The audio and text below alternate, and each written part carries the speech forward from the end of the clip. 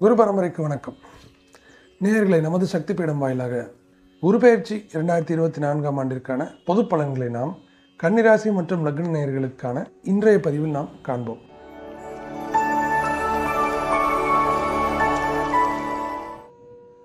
நேயர்களை, இந்த குரு பெயர்ச்சி மே மாதம் 1ஆம் தேதி 2024 வருஷம், அதாவது இந்த வருஷம் நடைபெற இருக்கு. மேஷ ராசியில் கடந்த ஒரு வருஷமாக சஞ்சரிக்கிட்டு இருக்கக்கூடிய அந்த குரு இப்போ கார்த்திகை நட்சத்திரத்தில் இருக்கார். லாஸ்ட் கார்த்திகை 1ஆம் பாதத்தில், கார்த்திகையோட 2ஆம் பாதம் ரிஷபத்துக்கு வந்துடும். ஸோ அப்போ 1ஆம் பாதத்தில் இருக்கக்கூடிய குரு இப்போ 2ஆம் பாதத்துக்கு நகர்றாரு. அதுதான் அந்த 1ஆம் தேதி.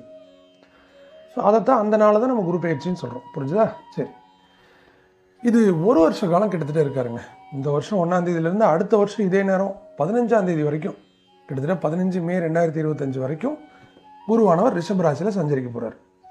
சரி, இப்போ இந்த சஞ்சாரம் கன்னிராசி லக்னக்காரங்களுக்கு என்ன மாதிரி பலன்களை கொடுக்குன்றதை பார்க்கலாம். அதுக்கு முன்னாடி மற்ற கிரகங்கள்லாம் உங்களுக்கு எப்படி இருக்குன்றது கொஞ்சம் அப்படியே மேலோட்டமாக பார்த்துருவோம். சனி உங்களுக்கு கன்னிக்கு 6ஆம் இடமான கும்பத்தில் இருக்கார், நல்ல வலுவாக இருக்கார், மூலத்திரிகோண வலு, நல்ல விஷயம். ராகு 7ஆம் இடமான மீனத்தில் இருக்கார், இது ஓரளவுக்கு ஓகே. சில விஷயங்களில் கொஞ்சம் இது, சில விஷயங்களில் ஓகே. கேது உங்களுடைய ராசியிலே இருக்கார் 1ஆம் வீட்டில், இது அவ்வளோ சிறப்பு இல்லை. கடந்த ஒரு வருஷமாக குரு 8ஆம் வீட்டில் இருந்தார், இதுவும் சிறப்பு இல்லை. சில விஷயங்களில் பாதகாதிபதி 8ல் இருக்கிறது நல்லது. ஸோ அந்த வகையில் போன வருஷம் சில விஷயங்கள் நல்லதும் பல விஷயங்களில் கெட்டதும் நடந்துச்சு. இந்த வருஷம் அவர் 8லேருந்து 9க்கு வந்துட்டார். ஸோ இந்த 9ஆம் இடம் அப்படின்றது என்ன மாதிரியான பலன்களை கன்னிராசி லக்னங்களுக்கு கொடுக்குன்றதை பார்த்துடலாம். இதுவரை நீங்கள் நம்ம சேனல் சப்ஸ்கிரைப் பண்ணாமல் வீடியோஸ் எல்லாம் பார்த்துட்டு இருக்கீங்கன்னா தவறாமல் சப்ஸ்கிரைப் பட்டனை கிளிக் பண்ணிட்டு பதிவுக்குள்ளே போயிடலாம். சரி, பொதுவாகவே குரு மங்களக்காரகன்னு சொல்லுவோம். மங்களக்காரகன்றது செவ்வாய்க்கும் பொருந்தும். பட் மங்களமான விஷயங்களை நடத்தக்கூடிய, சுப விஷயங்களை நடத்தக்கூடிய அதாவது அந்த அந்த அதை ஸ்டார்ட் பண்ணக்கூடிய அந்த துவக்கத்தை ஏற்படுத்தி கொடுக்கக்கூடிய பாக்கிய அதிபதி குரு. ஸோ அதனால் அவர் சுப நிகழ்வுகளோடு கனெக்டட் குரு. அப்படிப்பட்ட குரு பகவான் ஒரு ராசிலேருந்து இன்னொரு ராசிக்கு போகுதுனாவே எல்லா ராசிகளுக்குமே அலர்ட் ஆகும். எல்லா ராசிகள்லையுமே ஏதாவது பெரிய பெரிய மாற்றங்கள் நடக்கும் அவங்க வாழ்க்கையில். சரிங்களா? அப்போ கன்னிக்கு பார்த்தீங்கன்னா 8ல் இருந்த குரு இப்போ 9க்கு வந்துட்டார். அப்போ அந்த 9ல் குரு இருக்கிறதுன்றது வாழ்க்கையில் பல வகையிலையும் லக்கு கொடுக்கும், அதிர்ஷ்டத்தை கொடுக்கும்.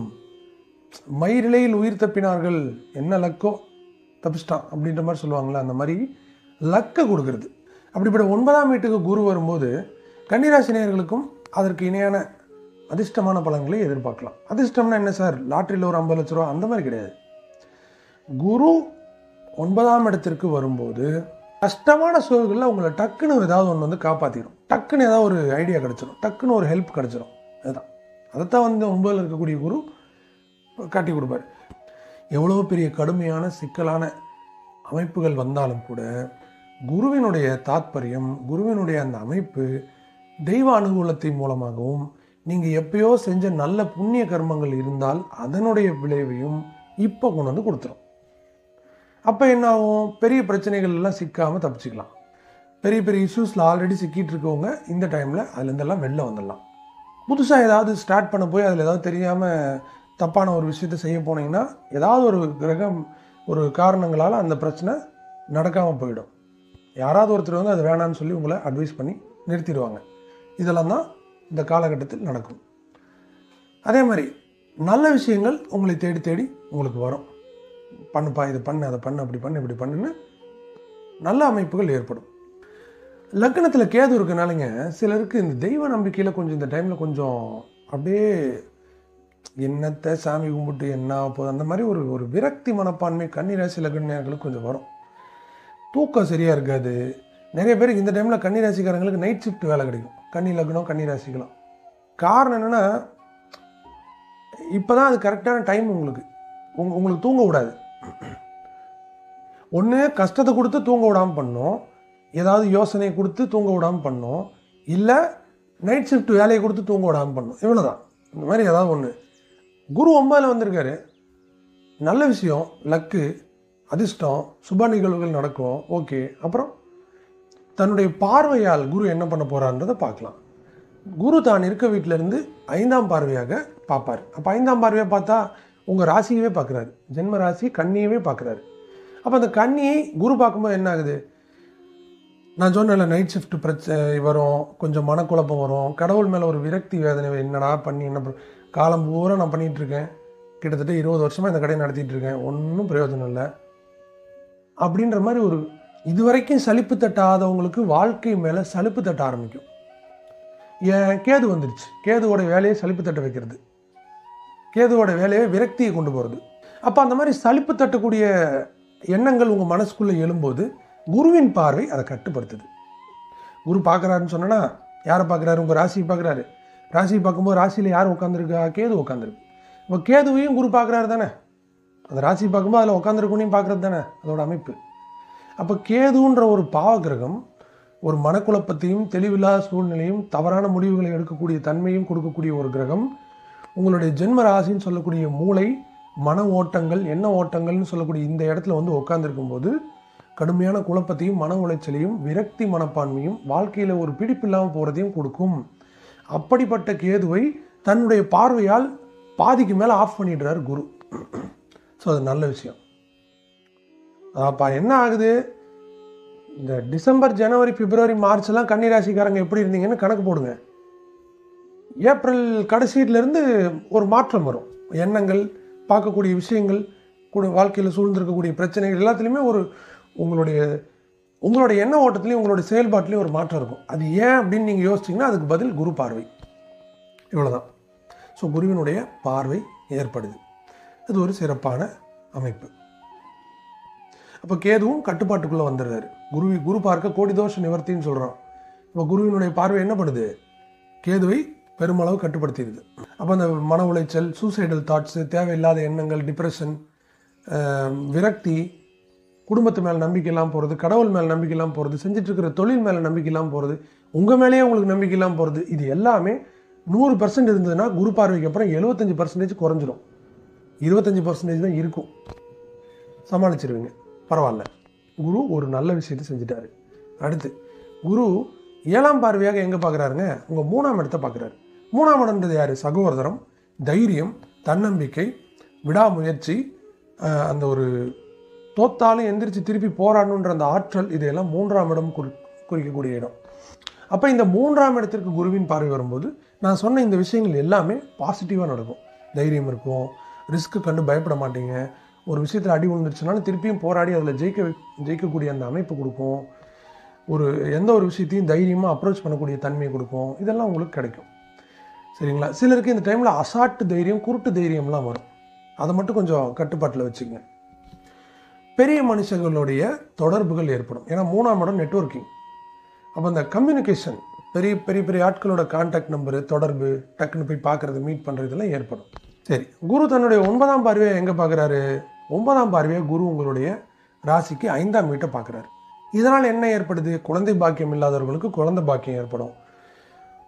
பிள்ளைகளால் கஷ்டப்பட்டுட்டு சங்கடப்பட்டுட்டு பிள்ளைங்க வாழ்க்கை சரியில்லாமல் போயிடுச்சு, பிள்ளைங்க படிக்க மாட்டேங்குது, பிள்ளைங்க நஷ்டப்பட்டுட்டு இருக்குது, தொழில் போகாமல் இருக்குது, இந்த மாதிரி தன்னுடைய பிள்ளைகளால் கவலை அனுபவித்து கொண்டிருந்த பெற்றோர்களுக்கு நல்ல காலம். பிள்ளைகள் வாழ்க்கை சிறப்படையும், அவங்க மாறிடுவாங்க.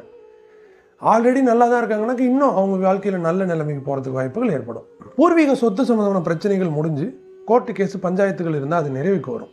குலதெய்வம் யாருன்னு தெரியாதவங்களுக்கு குலதெய்வம் தெரிய வரும். குலதெய்வ அனுகூலம் இல்லாதவங்க குலதெய்வத்தை போய் திடீர்னு ரொம்ப வருஷமாக போகாதவங்க திருப்பி போய் கும்பிட்றதுக்கான வாய்ப்புகள் ஏற்படும். முன்னோர்களுக்கு திதிகடன்கள் செய்கிறதுக்கான வாய்ப்புகள் ஏற்படும். அதே மாதிரி முன்னோர்கள் ஆசீர்வாதம் ஏற்படும். ஏன்னா 5ஆம் இடம்ன்றது பித்ருஸ்தானம். அதாவது பித்ருஸ்தானம் சொல்லுவோம், பூர்வ புண்ணிய ஸ்தானம். பித்ருஸ்தானம் 9ஆம் இடம். பட் அவர்களால் கொடுக்கக்கூடிய புண்ணியத்தை காட்டுறது 5ஆம் இடம். புரியுதுங்களா? ஸோ அந்த முன்னோர்களுடைய ஆசி கிடைக்கக்கூடிய அமைப்பு. காதல் கை கொடுக்கும். காதலில் பிரச்சனையாக சுற்றிட்டு இருக்கிறவங்களுக்கு, என்ன பண்ணுறதுனே தெரியாமல் சுற்றிட்டு இருக்கிறவங்களுக்கு ஒரு சொல்யூஷன் கிடைக்கும். ஒன்று அதை கண்டினியூ பண்ணுறதுக்கான சொல்யூஷனாவது கிடைக்கும், இல்லை அதுலேருந்து வெளில வரதுக்காவது ஒரு தைரியத்தை கொடுக்கும். இது வரைக்கும் அதை கொடுக்காம புலம்பிக்கிட்டு தேவதாஸ் மாதிரி சுற்றிட்டு இருந்த ஆண்கள் பெண்கள் யாராக இருந்தாலும் இப்போது சரிப்போ இது முடிஞ்சு அவ்வளோதான், இதுக்கு மேலே அடுத்த வேலையை பார்க்கணுன்ற மாதிரி இறங்கக்கூடிய தன்னம்பிக்கை கொடுக்கும். Speculation, share market, crypto, marketing போன்ற துறைகளில் ஜோதிடம், பொருளாதார ஆலோசனை, வர்த்தக ஆலோசனை, பங்கு சந்தை ஆலோசனை, இந்த மாதிரி மூளையை வச்சு டிப்ஸ் கொடுக்குற தொழில் எதெல்லாம் இருக்கோ அந்த தொழில் எல்லாமே நல்ல முன்னேற்றத்தை அடையும். இந்த காலகட்டத்தில் பொதுவாகவே கொஞ்சம் சித்தர்கள் மேலே நாட்டம் அதிகமாகும். பாபா, ராகவேந்திரர், இந்த மாதிரி மகான்கள், ஜீவசமாதி அடைந்த ஞானிகள் அல்லது அவர்கள் ஜீவசமாதி அடைந்த கோயில்கள் அல்லது அந்த இடங்கள், அந்த மாதிரி இடங்களை தேடி உங்களை போகிறதுக்காக தூண்டும். அது நல்ல விஷயம் தான், போயிட்டு வாங்க. விநாயகர் வழிபாடும் உங்களுக்கு நல்லாயிருக்கும். இந்த டைமில் அடிக்கடி விநாயகர் கண்ணில் படுவார் அல்லது விநாயகர் பேர். ஸோ அப்போ என்ன பண்ணணும், நீங்களே உங்கள் ஒர்க் பண்ணுற டேபிளில் ஒரு சின்னதாக ஒரு பிள்ளையார் சிலை மாதிரி வாங்கி வச்சுக்கோங்க. பிள்ளையாருக்கு தோஷம் கிடையாது. சிலை வைக்கிற விதிகள் இருக்குது. சில தெய்வங்களுக்கு ஆகம விதிப்படி சிலை வைக்கக்கூடாது, இந்த சைஸில் தான் வைக்கணும்லாம் கணக்கு இருக்குது. பிள்ளையாருக்கு அந்த தோஷம் கிடையாது. நீங்கள் அதை வச்சுக்கலாம். நீங்கள் டெரக்கோட்டாவில் வச்சாலும் அது பிள்ளையார் தான், சாணியில் பிடிச்சி வச்சாலும் பிள்ளையார் தான், மஞ்சளில் பிடிச்சி வச்சாலும் பிள்ளையார் தான். விநாயகர் பெருமான் ஒருத்தர் தான் ஜம்முன்னு வந்து உட்காந்துருவார். நீங்கள் எதில் வந்து கூப்பிட்டு அவர் பிடிச்சி வச்சாலும். கேதுவோடைய அந்த தீய அமைப்புகளை பெருமளவு குறைச்சிடும். பக்கத்தில் விநாயகர் கோயில் இருந்தால் தினமும் போகிறது இன்னும் சிறப்பு, ரொம்ப நல்லது. தடங்கல்கள் எது இருந்தாலும் உடஞ்சிரும். ஸோ இதுதான் அந்த குருவினுடைய பார்வை அமைப்பு. புரிஞ்சுங்களா? ஸோ நல்ல சிறப்பாக இருக்குது, ஒன்றும் குறையெல்லாம் கிடையாது. அதே மாதிரி கல்வியை பொறுத்த மட்டில் மாணவர்கள், உயர்கல்வி படிக்கிற மாணவர்களுக்கு உயர்கல்விக்கான வாய்ப்புகள், நல்ல காலேஜ் சீட்டு இதெல்லாம் கிடைக்கும். வெளிநாடு போகணுன்ற எண்ணம், படிக்கிறதுக்காக போகணுன்ற எண்ணம் இருந்தால் அதெல்லாம் நிறைவேறும். சாதாரண கல்வி கற்கக்கூடிய மாணவர்களுக்கு உங்கள் லக்னத்தில் ஜென்ம ராசியில் கேது இருக்கிறதுனால சில நேரங்களில் மந்தத்தன்மையும், ஏதோ ஒன்று யோசிச்சுக்கிட்டு படிப்பில் கோட்டை விடுற, நீங்கள் புக்கை எடுத்து வச்சுட்டு எதையோ யோசிச்சுட்டு இருக்கக்கூடிய அமைப்புகள் வரும். ஆனால் அந்த எண்ண சிதறலை தவிர்த்துட்டு உட்காந்து குவிப்போடு படிச்சிங்கன்னா நிச்சயமாக உங்களால் நல்ல மார்க் வாங்க முடியும். மாணவர்களாக இருந்தாலும் தினமும் பக்கத்தில் இருக்கக்கூடிய பிள்ளையார் கோயிலுக்கு போய் ஜஸ்ட்டு ஸ்கூலுக்கு போகிறதுக்கு முன்னாடி, காலேஜ் போகிறதுக்கு முன்னாடி ஒரு கும்பிடு போட்டு போகிறது நல்லது. ஸ்கூலில் உங்களுக்கு கல்வி நல்ல சிறப்பாக மண்டைக்குள்ளே ஏறும். ஏன்னா ஞான கொழுந்துன்னு சொல்லுவாங்க பிள்ளையாரை, புரிஞ்சுங்களா? இப்போ அவரை கும்பிட்டு போங்க. இந்த கலைத்துறை சார்ந்த நபர்கள், மீடியா, சினிமா துறை, ஷார்ட் ஃபிலிம்ஸ், யூடியூப், இசை, நடனம், அதை பல பேருக்கு கொண்டு போய் கற்றுக் கொடுக்குற துறை, இந்த மாதிரி துறைகள் இருக்கவங்களுக்கு எல்லாருமே இந்த துறை சார்ந்த வளர்ச்சிகள் இருக்கும். ஆசிரியர்களாக நீங்கள் இருக்கிறீங்க, ஜிம் கோச்சு, பாட்டு டீச்சரு, சப்ஜெக்ட் சொல்லிக் கொடுக்குற வாத்தியார், பேராசிரியர், இப்படி யாராக இருந்தாலும் ஆசிரியர்களாக நீங்கள் இருக்கிற பட்சத்தில் சிறு சிறு சங்கடங்கள், ஏற்ற இறக்கங்கள் தொழிலில், உங்களுடைய ஆசிரியர் தொழிலில் கொஞ்சம் ஏற்படும். சில நேரங்கள் மாணவர்கள் உங்களுக்கு நல்லா சப்போர்ட் பண்ண மாட்டாங்க, அதனால் உங்களுக்கு உங்கள் வேலையை வெறுத்து போகிற மாதிரி வரும்.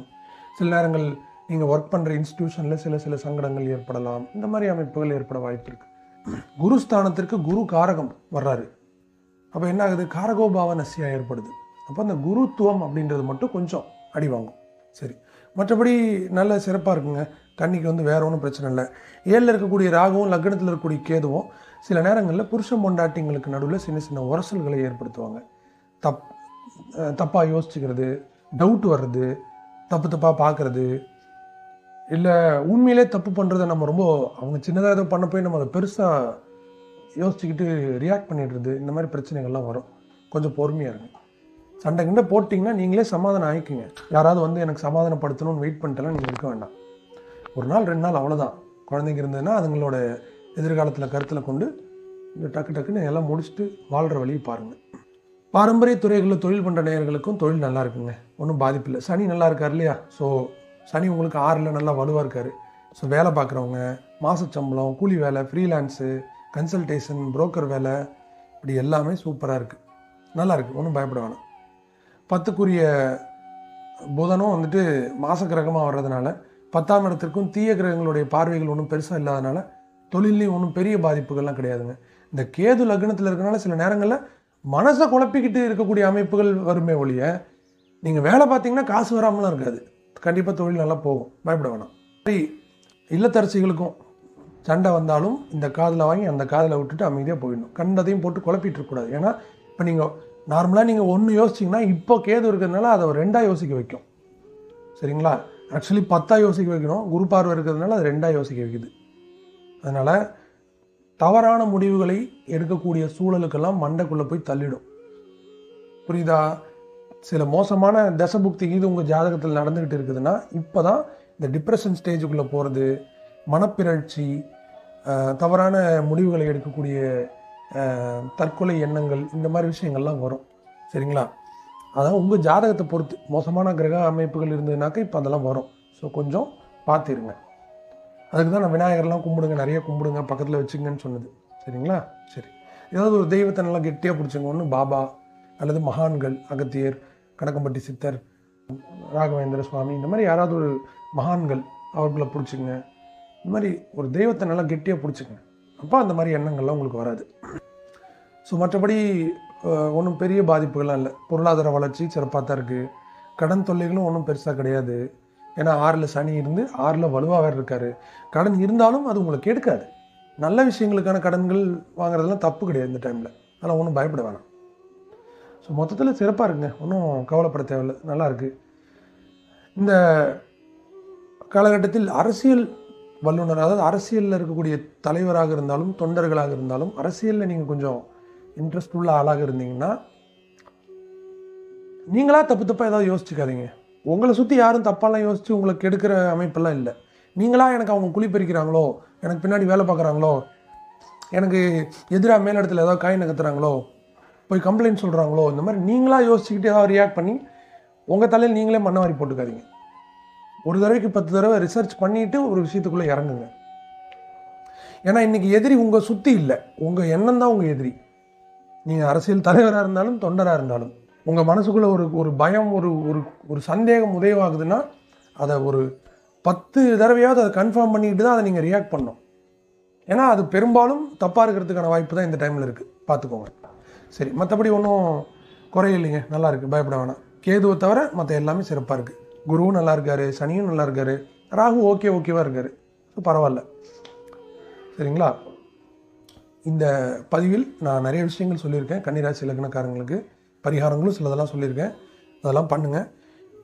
உங்களுக்கு நான் சொன்ன விஷயங்கள் ஒத்து போயிருந்தால், நடந்துக்கிட்டு இருந்தால், கரெக்டாக உங்களுக்கு சூட் ஆச்சுன்னா கீழே கமெண்ட்டில் ஒரு லைன் எழுதுங்க. அப்போ தான் உங்களை மாதிரி வீடியோ பார்க்க வர நேயர்களுக்கு அது பயனுள்ளதாக இருக்கும். நீங்கள் வேறு ஏதாவது கேள்விகளுக்கு பதில் தேவைனாலோ, அல்லது நீங்கள் எதிர்பார்த்த ஏதாவது ஒரு சொல்யூஷன் அல்லது பதில் உங்களுக்கு இந்த பதிவில் கிடைக்கலனாலோ, எனக்கு கீழே ஸ்க்ரீனில் நம்பர் தெரியும் பாருங்கள், அதுக்கு ஃபோன் பண்ணுங்கள், இல்லைனா வாட்ஸ்அப் பண்ணுங்கள். உங்களுக்கு என்ன டவுட்டோ அதை நம்ம கிளியர் பண்ணலாம். அதாவது நியாயமான கேள்விகள், ஜோதிடம் சார்ந்த கேள்விகள் இருந்தால் பண்ணலாம். ஜாதகம் பார்க்கணுன்னாலோ, உங்களுக்கு ஜாதகம் கணிக்கணுன்னாலோ, எழுதணுன்னாலோ, வேறு ஏதாவது பெயர் பொருத்தம், நட்சத்திர பொருத்தம், முகூர்த்தம் குறித்து தரது, இந்த மாதிரி தேவைகள் இருந்தாலும், வேறு ஏதாவது யந்திரங்கள் எழுதுறது, பூஜை பண்ணுறது, இந்த மாதிரி ஆன்மீக தேவைகள் இருந்தாலும் கீழே இருக்கக்கூடிய நம்பருக்கு தயங்காமல் தொடர்பு கொள்ளுங்கள். நீங்களே நிச்சயமாக உங்களுக்கான தேவை என்னவோ அதை நம்ம பூர்த்தி செய்யலாம். மீண்டும் ஒரு நல்ல பதிவில் உங்களை சந்திக்கும் வரை உங்களிடம் இருந்து விடைபெறுவது உங்கள் வராகி ஜோதிடன் ஜாமக்கொள் வித்தகன் ஹரிசுதன். நன்றி நேயர்களே, வணக்கம்.